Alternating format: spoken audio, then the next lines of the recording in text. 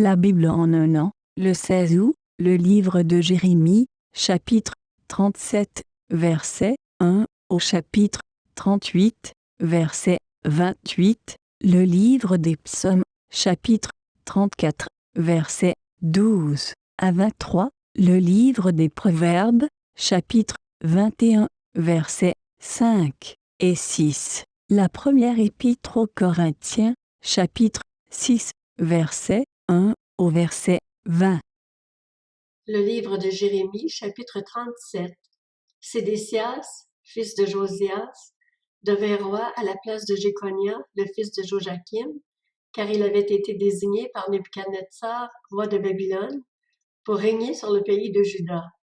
Ni lui, ni ses serviteurs, ni la population du pays ne tinrent compte des paroles que l'Éternel avait dites par l'intermédiaire du prophète Jérémie.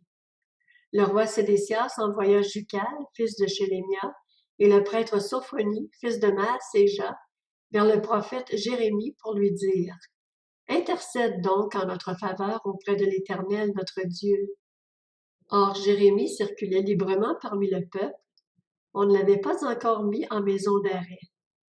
L'armée du Pharaon était sortie d'Égypte, et à cette nouvelle, les Babyloniens qui faisaient le siège de Jérusalem en repartirent. Alors la parole de l'Éternel fut adressée au prophète Jérémie. « Voici ce que dit l'Éternel, le Dieu d'Israël. Vous annoncerez au roi de Juda qui vous a envoyé vers moi pour me consulter. L'armée du Pharaon, qui était en marche pour vous porter secours, est en train de retourner dans son pays en Égypte. Les Babyloniens vont revenir attaquer cette ville. Ils s'en empareront et y mettront le feu. Voici ce que dit l'Éternel. Ne vous bercez pas d'illusions en affirmant: c'est sûr, les Babyloniens partent loin de nous, car ils ne partiront pas.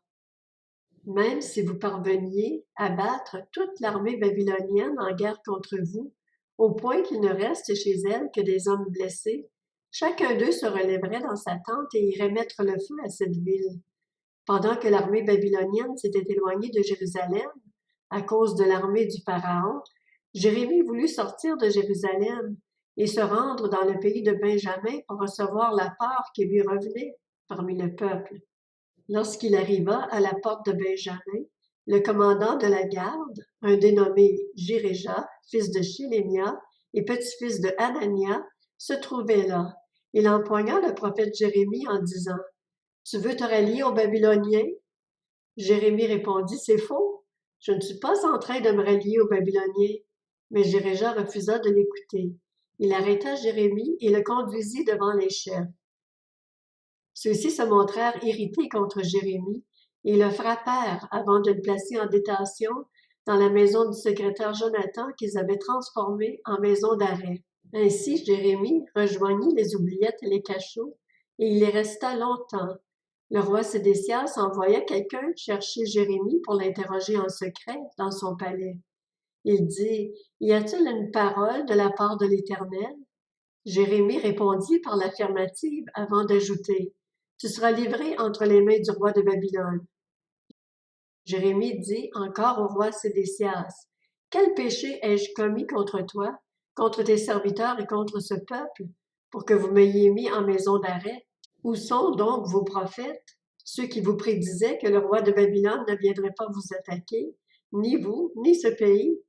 Maintenant écoute-moi, je t'en prie, mon seigneur le roi, et fais bon accueil à ma supplication. Ne me renvoie pas dans la maison du secrétaire Jonathan, sinon j'y mourrai. » Le roi Sédécias ordonna qu'on place Jérémie sous surveillance dans la cour de la prison et qu'on lui donne chaque jour une miche de pain provenant de la rue des boulangers, et ce, jusqu'à ce qu'il n'y ait plus de pain dans la ville. Jérémie eut donc pour habitation la cour de la prison. Le livre de Jérémie, chapitre 38. Shephasia, fils de Mathan, Gedalia, fils de Pashur, Jucal, fils de Chélémia, et Pashur, fils de Malkija, entendirent les paroles que Jérémie adressait à tout le peuple. Il disait: « Voici ce que dit l'Éternel. Celui qui restera dans cette ville mourra par l'épée, par la famine ou par la peste, mais celui qui sortira pour se rendre aux Babyloniens aura la vie sauve. Sa vie sera sa seule part de butin, mais il vivra. Voici ce que dit l'Éternel. Il est certain que cette ville sera livrée à l'armée du roi de Babylone. Il s'en emparera. Les chefs dirent alors au roi, « Cet homme doit être mis à mort, car il décourage les hommes de guerre restés dans cette ville et tout le peuple en leur tenant de tels discours. Cet homme ne cherche pas le bien-être de ce peuple, mais uniquement son malheur. » Le roi Sédécias répondit, « Il est à votre disposition, puisque le roi est incapable de s'opposer à vous. » Ils prirent Jérémie et le jetèrent dans la citerne de Malkija, un fils du roi qui se trouvait dans la cour de la prison. Ils y descendirent Jérémie à l'aide de cordes. Il n'y avait pas d'eau dans cette citerne, mais il y avait de la boue, et Jérémie s'y enfonça. L'Éthiopien, Obed-Mélec, un eunuque attaché au palais, apprit qu'on avait mis Jérémie dans la citerne. Or le roi siégeait à la porte de Benjamin. Obed-Mélec sortit du palais et lui dit, « Monseigneur le roi, ces hommes ont mal agi en traitant le prophète Jérémie de cette manière, en le jetant dans la citerne. Il mourra de faim sur place, car il n'y a plus de pain dans la ville. » Le roi donna cet ordre à Obed-Mélec, l'Éthiopien. « Prends avec toi 30 hommes qui sont ici et fais remonter le prophète Jérémie de la citerne avant qu'il ne meure. » Obed-Mélec prit les hommes avec lui et se rendit au palais dans un endroit situé au-dessous du trésor. Là, il se munit de chiffons et de morceaux de tissu qu'il fit parvenir à l'aide de cordes à Jérémie dans la citerne. Obed-Mélec, l'Éthiopien, dit à Jérémie, « Mets donc ces chiffons et ces morceaux de tissu sous tes aisselles, là où passent les cordes. » C'est ce que fit Jérémie. Ils le tirèrent à l'aide des cordes et le firent ainsi remonter de la citerne. Jérémie eut ensuite pour habitation la cour de la prison. Le roi Sédécias fit venir le prophète Jérémie vers lui à la 3e entrée de la maison de l'Éternel. Il lui dit, « J'ai une question à te poser. Ne me cache rien. » Jérémie répondit à Sédécias, « Si je te fais une révélation, n'est-il pas évident que tu me feras mourir? Et si je te donne un conseil, tu ne m'écouteras pas. » Le roi Sédécias fit secrètement ce serment à Jérémie. « L'Éternel est vivant, lui qui nous a donné la vie. Je ne te ferai pas mourir et je ne te livrerai pas entre les mains des hommes qui en veulent à ta vie. » Jérémie dit alors à Sédécias, « Voici ce que dit l'Éternel, le Dieu de l'univers, le Dieu d'Israël. Si tu te rends au chef du roi de Babylone, tu auras la vie sauve et cette ville ne sera pas livrée aux flammes. Tu resteras en vie, toi et ta famille. Dans le cas contraire, cette ville sera livrée entre les mains des Babyloniens. Ils y mettront le feu et toi, tu ne leur échapperas pas. » Le roi Sédécias dit à Jérémie, « Je redoute les Juifs qui se sont déjà ralliés aux Babyloniens. Je ne voudrais pas qu'on me livre entre leurs mains et qu'ils me fassent subir leur mauvais traitement. » Jérémie répondit, « On ne te livrera pas à eux. Je t'en prie, prête attention à la voix de l'Éternel dans ce que je te dis. Tout se passera bien pour toi et tu auras la vie sauve. En revanche, si tu refuses de te rendre, voici ce que l'Éternel m'a révélé. Toutes les femmes restées dans la maison du roi de Juda seront amenées au chef du roi de Babylone, et elles diront, « Tes amis t'ont manipulé et dominé. Une fois que tu as eu les pieds enfoncés dans la boue, eux se sont écartés. On amènera toutes tes femmes et tes enfants aux Babyloniens, et toi, tu ne leur échapperas pas. Tu seras capturé par le roi de Babylone. Quant à cette ville, il la livrera aux flammes. » Sédécias dit à Jérémie, « Si personne ne sait rien de cette conversation, tu ne mourras pas. Si les chefs apprennent que j'ai parlé avec toi et viennent te dire, raconte-nous donc ce que tu as dit au roi et ce que lui t'a dit, sans rien nous cacher, et nous ne te ferons pas mourir. Réponds-leur, j'ai supplié le roi de ne pas me faire mourir en me renvoyant dans la maison de Jonathan. » Tous les chefs vinrent trouver Jérémie et le questionnèrent. Il leur répondit exactement ce que le roi avait ordonné. Ils s'abstèrent de menaces envers lui, car rien n'avait filtré de la conversation. Jérémie habita dans la cour de la prison jusqu'au jour de la prise de Jérusalem. Le livre des Psaumes, chapitre 34. Venez, mes fils, écoutez-moi. Je vous enseignerai la crainte de l'Éternel.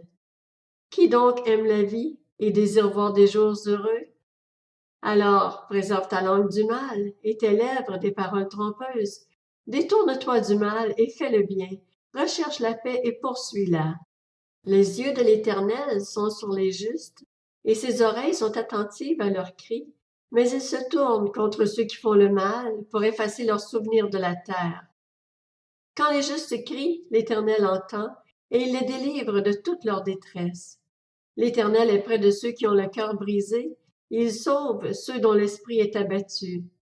Beaucoup de malheurs atteignent le juste, mais l'Éternel l'en délivre toujours. Il garde tous ses os, aucun d'eux n'est brisé. Mais le malheur fait mourir le méchant, les ennemis du juste sont condamnés. L'Éternel rachète l'âme de ses serviteurs, et tous ceux qui cherchent refuge en lui échappent à la condamnation. Le livre des Proverbes, chapitre 21. Les projets de l'homme actif sont tout profit, mais celui qui agit avec précipitation n'arrive qu'à la misère. Des trésors amassés par une langue mensongère, c'est un souffle qui s'évanouit, une recherche de la mort. La première épître aux Corinthiens, chapitre 6. Lorsque l'un d'entre vous a un litige avec un autre, comment ose-t-il demander justice devant les injustes et non devant les saints?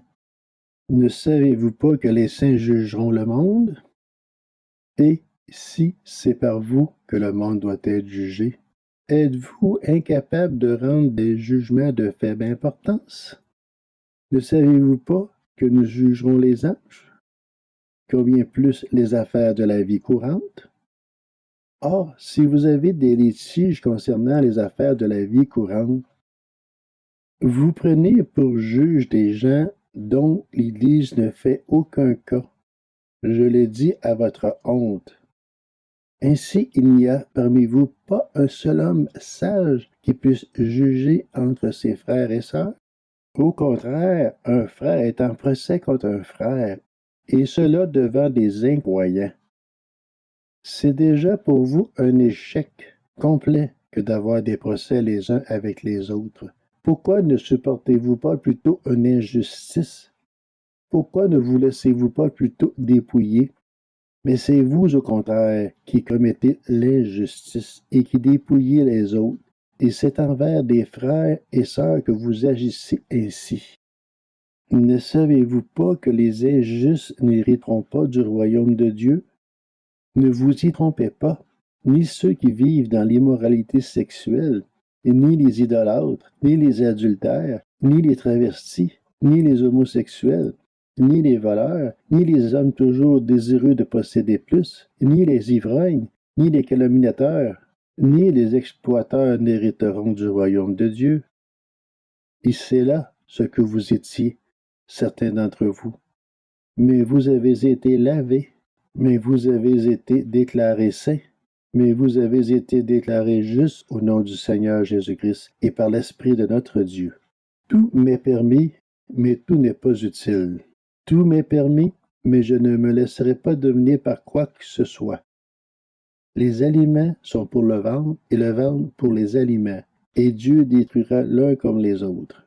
Mais le corps n'est pas pour l'immoralité sexuelle, il est pour le Seigneur, et le Seigneur est pour le corps. Or, Dieu, qui a ressuscité le Seigneur, nous ressuscitera aussi par sa puissance. Ne savez-vous pas que vos corps sont les membres de Christ? Prendrais-je les membres de Christ pour en faire les membres d'une prostituée? Certainement pas. Ne savez-vous pas que celui qui s'unit à la prostituée est un seul corps avec elle? En effet, il est dit, les deux ne feront qu'un. Mais celui qui s'unit au Seigneur est un seul esprit avec lui. Fuyez l'immoralité sexuelle. Tout autre péché qu'un homme commet est extérieur à son corps, mais celui qui se livre à l'immoralité sexuelle pêche contre son propre corps. Ne le savez-vous pas? Votre corps est le temple du Saint-Esprit qui est en vous et que vous avez reçu de Dieu. Vous ne vous appartenez pas à vous-même, car vous avez été rachetés à un grand prix. Rendez donc gloire à Dieu dans votre corps et dans votre esprit, qui appartient à Dieu.